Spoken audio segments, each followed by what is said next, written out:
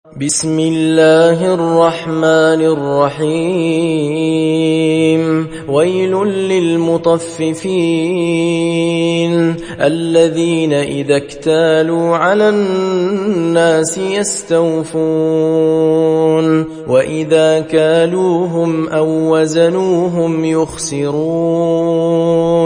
ألا يظن أولئك أنهم مبعوثون ليوم عظيم يوم يقوم الناس لرب العالمين كلا إن كتاب الفجار لفي سجين وما أدراك ما سجين كتاب مرقوم ويل يومئذ للمكذبين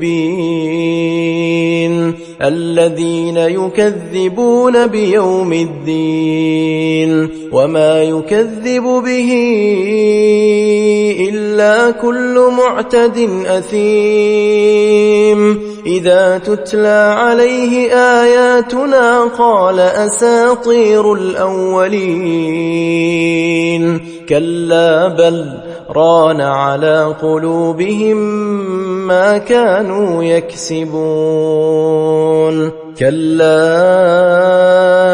إنهم عن ربهم يومئذ لمحجوبون ثم إنهم لصالوا الجحيم ثم يقال هذا الذي كنتم به تكذبون كلا إن كتاب الأبرار لفي عليين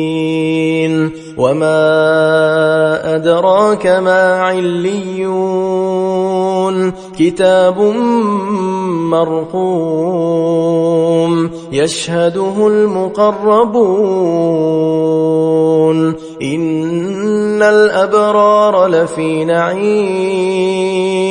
على الأرائك ينظرون تعرف في وجوههم نضرة النعيم يسقون من رحيق مختوم ختامه مسك وفي ذلك فليتنافس المتنافسون ومزاجه من تسنيم عينا يشرب بها المقربون إن الذين أجرموا كانوا من الذين آمنوا يضحكون وإذا مروا بهم يتغامزون وإذا انقلبوا إلى أهلهم انقلبوا فكهين وإذا رأوهم قالوا إن هؤلاء